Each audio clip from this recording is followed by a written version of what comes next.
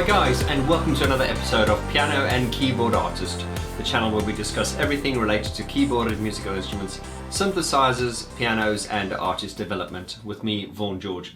And today we're talking about Gary Numan.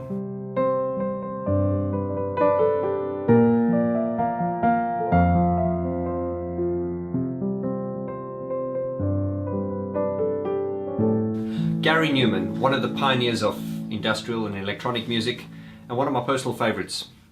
And guys, if you're new to this channel, you'll understand that when we initially talk about an artist, it's initially just a general chat. So indeed today this is a general chat about Gary Numan. He has been going for 40 years now, and so as a result we can't even scratch the surface with this video. So this is just going to be a general chat from my perspective as a fan, and both as my 2 cents worth as a producer. And if you're a hardcore Numan fan, or a Numanoid as they call you, you're probably not going to learn anything from this, but the nature of these videos, as you know, is it's to start a discussion and to elaborate on, artists we love.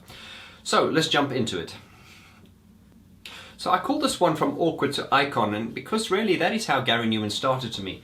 When he jumped onto the scene, when he appeared back in 1979, he was just really provocative and controversial, and people didn't like him, and people didn't know if he was gay or straight, or if he was both, or some people just didn't like him, and he seemed to be defending himself at every point.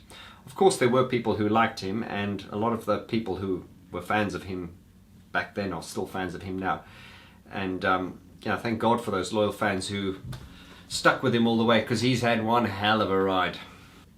So starting off in a punk band, Gary Numan as a punk artist was probably, as some would say, not a fraud, but he wasn't. I don't think his heart really was in punk.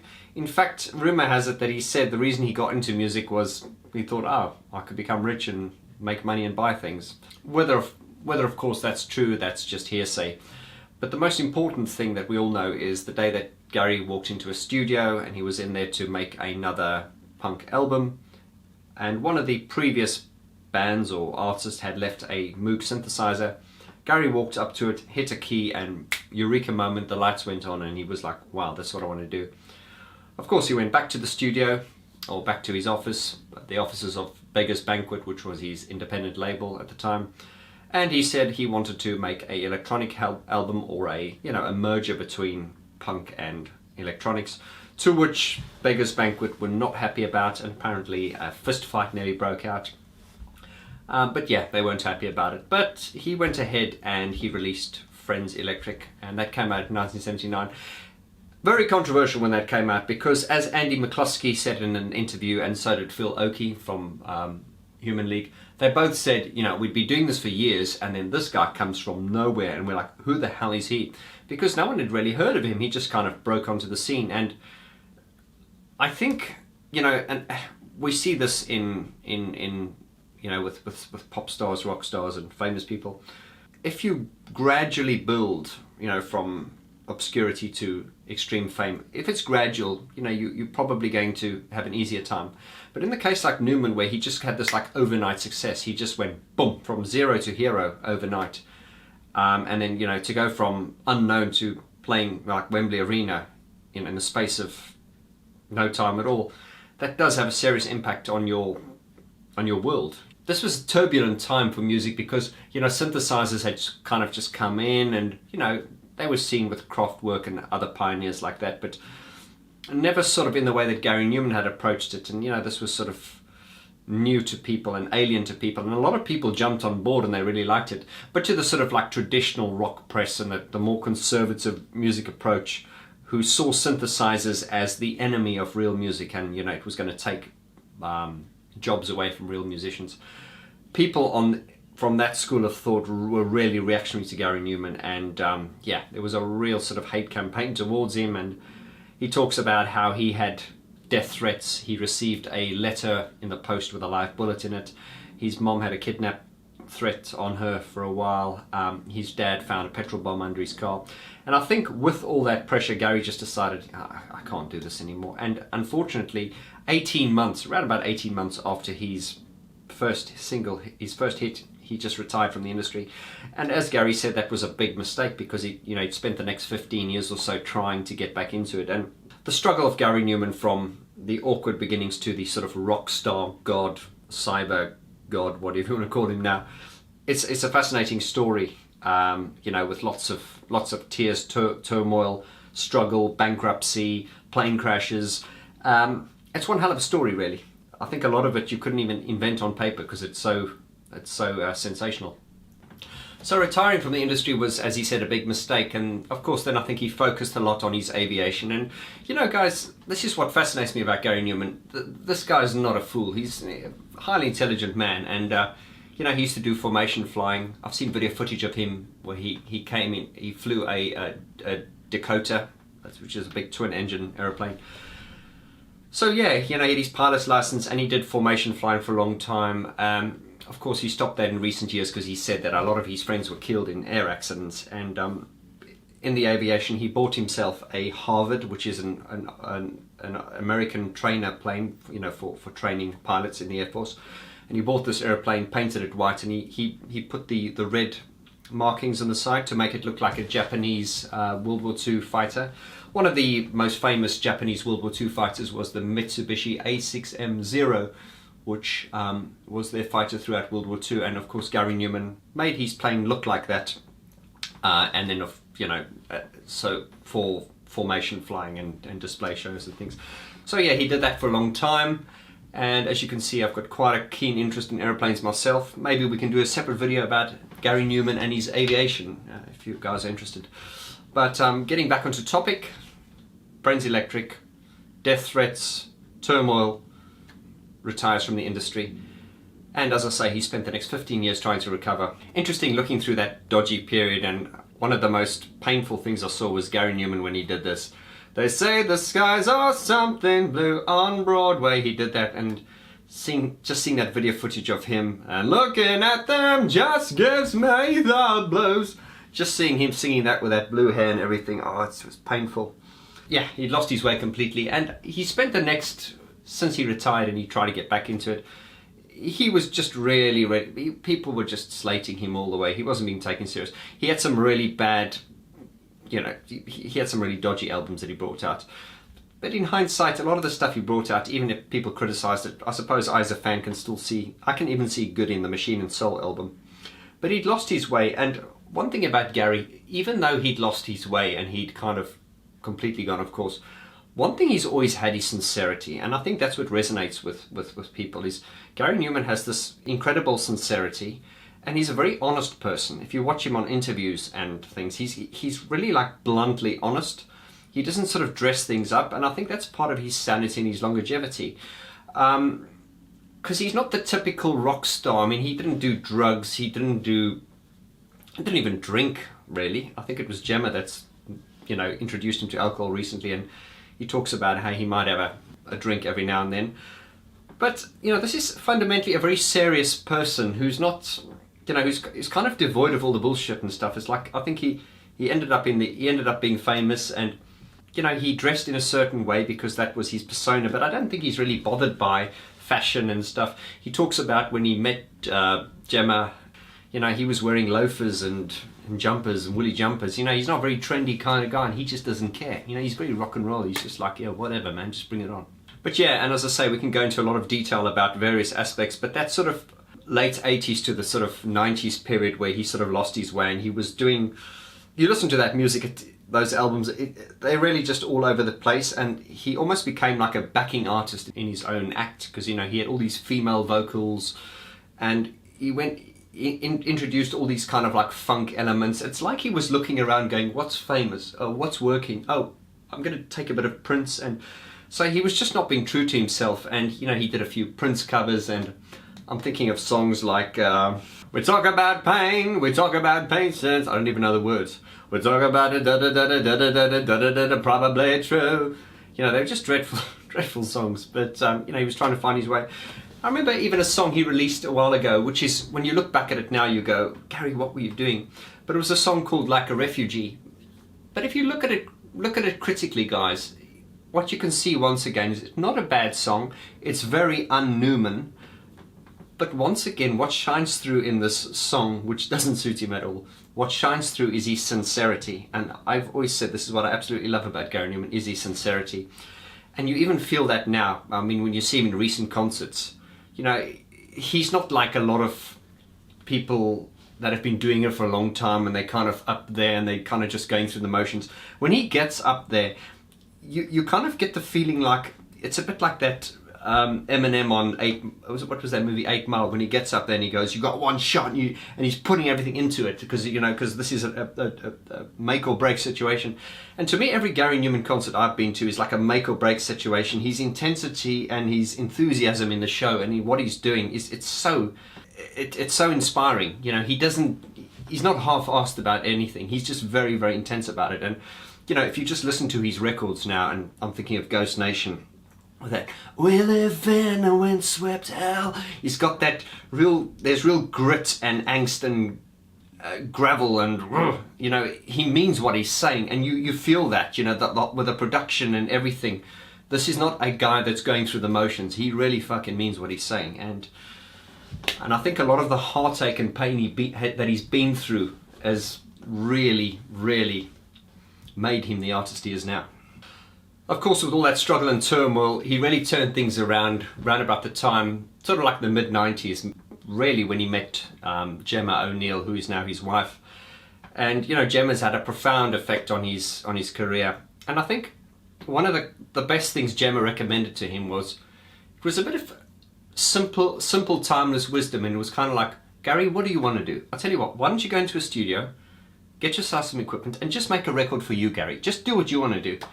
And that turned out to be genius, because instead of, you know, doing all these funk records and these records for other people, he sat down, closed himself away, and he produced Sacrifice. And Sacrifice is, when it came out, you know, it didn't have any mass appeal, but, you know, but for the fans, people were like, we like this, you know, this is kind of related to the early stuff you did. You know, this is you, Gary, this is you being you. And Sacrifice, you know, the production wasn't incredible, but as I always point out, and we have this, you know, I talk about this all the time, like these days, you know, you get incredibly produced tracks, but the songs are crap, you know. But in the case of Gary Numan, Sacrifice, I mean, critically speaking, Sacrifice is not badly produced, that's not what I'm saying, but I'm just saying it's not on the level of obviously something like Savage, but the sincerity and the core Numan resonates through that album, and he really found himself with the Sacrifice album. And indeed, he credited Gemma as a assistant engineer on that, and he did that album himself. He produced it himself, mixed it himself, and he I think he got some guest guitar. I think he got Kipper to do some, you know, guitars on it, but he really found his way there. And Gary did say that Gemma introduced him to Songs of Faith and Devotion from Depeche Mode, and that was kind of like a pivotal moment for him. That was kind of like, oh my God, this is what I want to do. And interesting, when Gary's always said, I believe, he aspires to make a record as good as that. And, you know, it's not a comparison, but if I compare Depeche Mode's latest album to Gary Numan's latest album, well, if I bring it down to personal enjoyment, I have thoroughly enjoyed Gary Numan's latest album, whereas Depeche Mode's latest album, it's probably one of my least favourite. I'm going to talk about that in my Depeche Mode series. So yeah, he really got on board, and Gemma was really, really instrumental in just, I suppose, just loving him and caring for him and just saying, look, just do what you want to do. And that turned out to be the best thing, because him doing what he wanted to do, making a record just for him, turned out to be the right thing. What really, really knocked the doors off and what blew him into the mainstream was when he released the 2001 Pure album. Pure was a monumental album. A bit of criticism, people said, they said he's ripping off Nine Inch Nails, but no, Trent from Nine Inch Nails has always said he was influenced by Gary Numan, and now Gary Numan was influenced by Trent. So, and Gary Numan also said in interviews at the time that when you listen to the Pure album, it would be clear to hear that he was listening to Nine Inch Nails, and he didn't have a problem with that. And once again, that's typical Gary Numan. There's no bullshit. What you see is what you get. He's that kind of person, if you listen to Gary and you say, Gary, oh, that was a great sound. What was that sound? Gary would go, oh, it's just a preset, look. And you go, oh.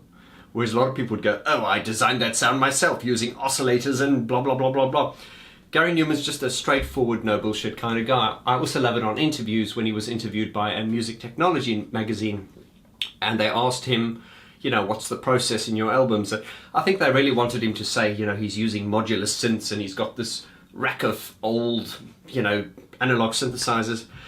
And he just goes, well, 90% of it is software. I use a lot of Omnisphere. Omnisphere is a synthesizer, a software synthesizer for you guys who don't know. But the point I'm making is he doesn't dress things up and he doesn't bullshit. He's just kind of like, this is it, take what you get. And just coming on to a subject of music production, which we'll talk about in a separate video, is as a producer, you know, I see this all the time, people I'm working with and stuff. We always get into these conversations about analog versus digital and in the box, out the box, blah, blah, blah. It's a long subject, but as Gary Numan was asked in an interview once, and he said it best, and they were asking him, Gary, analog or digital? And Gary Numan said, if you're a musician and an electronic artist, and you're asking yourself those questions, you shouldn't even be a musician. I'm paraphrasing this, by the way, guys. But Gary Numan was essentially saying that when you're making a record and you're a musician, your main emphasis should be to make the best song or record you possibly can. Once you get caught up in the bullshit of analog and digital and blah, blah, then you're lost, because your primary goal as an artist should be to make the best record you possibly can.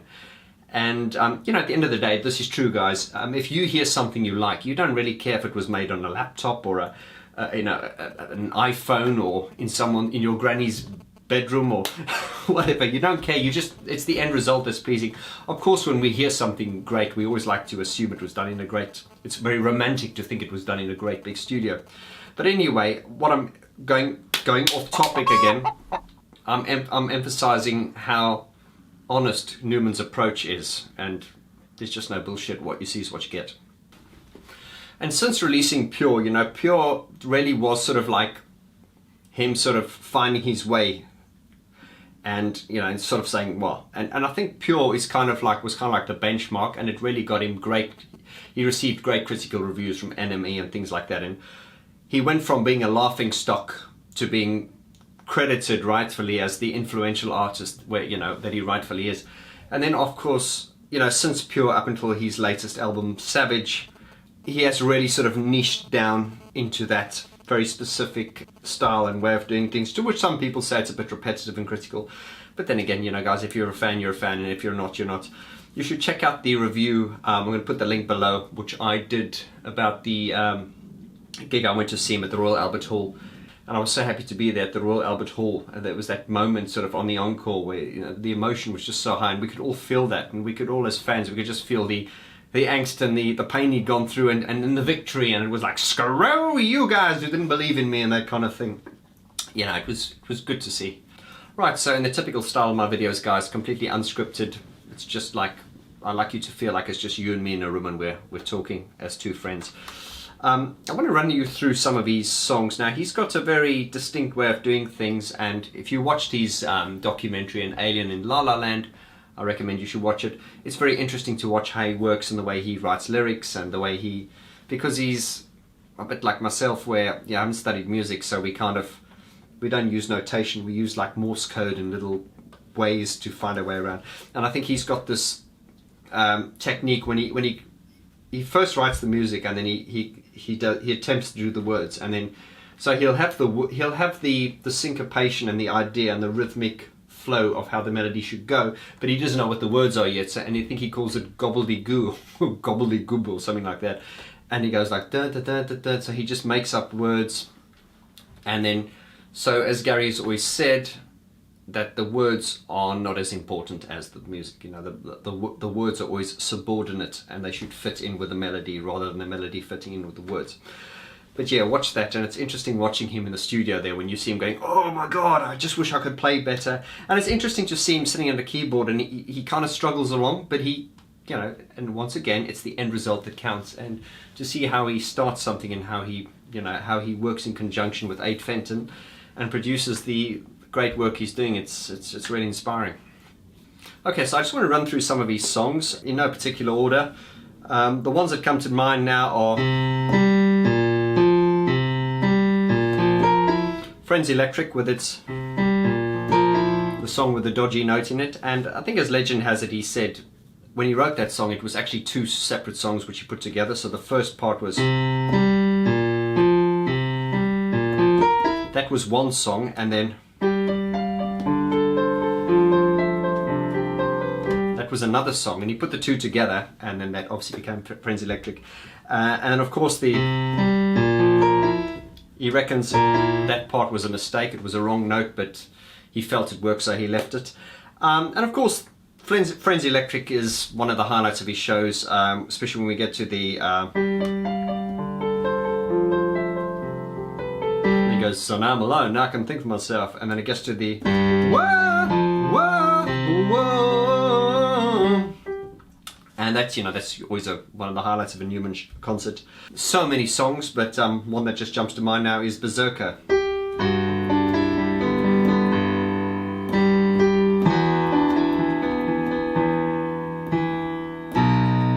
Just really like haunting and droning, and they're kind of dark but cold and clinical but warm at the same time. I don't know how to explain it, but just listen to this.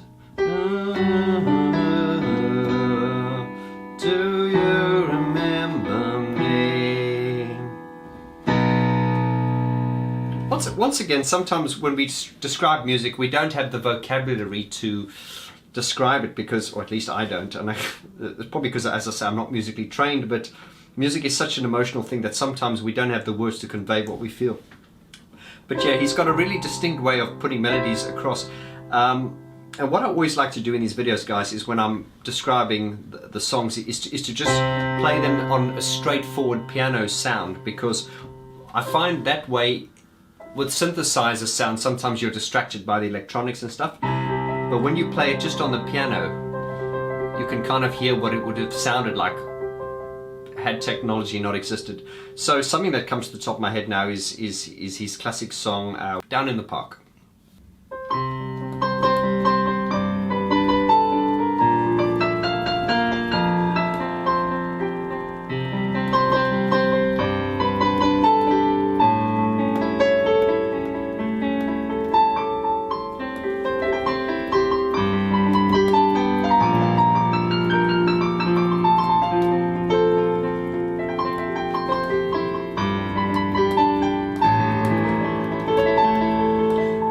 Okay, getting a bit carried away there, but what I'm trying to illustrate is, without the synthesizers and the electronic sound, you can hear what a beautiful melody it is.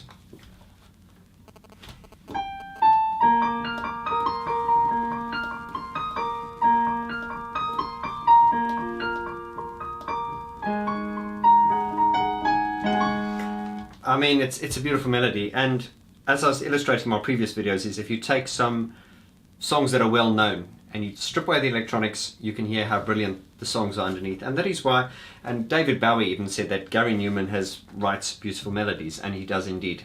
Right guys, so that was just like a general scratch the surface, quick free-flowing chat about Gary Numan. As I say, he's been doing this for many, many years, and you know, he's so influential, and there's so many subjects we can talk about. So if this is your first time to the channel and you found value and you enjoyed this, I would invite you to the community by please subscribing. Leave a comment, let me know what you think about Gary Numan, or anything you want to say about the channel in general. But I'd like to know, if you're a Gary Numan fan, your feelings, and you know, what you feel you would like me to elaborate on in a future video. Because as I say, there's so many subjects we can talk about. Gary did start in the late 70s, and this year he's doing his 40th anniversary tour. So there are so many subjects we can talk about. You know, there's not just the production and the songs. You know, there's his whole life in general. But you know, I want to focus more on his music really than his personal life. Guys, as always, thank you so much, and I've got my next video coming out on Sunday. Until then, you take care of yourselves, and I'll see you then. All the best.